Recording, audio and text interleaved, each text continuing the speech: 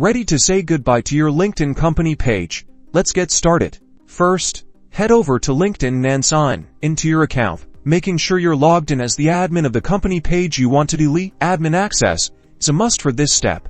Once you're logged in, look for the work icon at the top right of your LinkedIn homepage. It's usually a grid of squares. Click on it.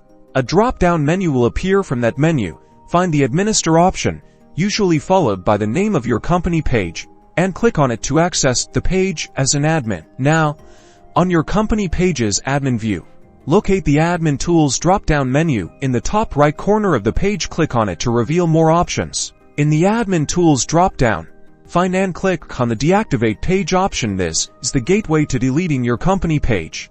A confirmation window will pop up. This is important. It will warn you about the consequences of deleting your page, so take a moment to read the message carefully, because this action is permanent. Next, you'll need to select a reason for deactivating your page from the provided list. Then, tick the checkbox to confirm that you understand the consequences of deleting your page. Finally, enter your LinkedIn account password in the provided field. This is for security purposes, to make sure it's really you. After entering your password, click the Deactivate page button. Your company page will then be permanently removed from LinkedIn, and that's it.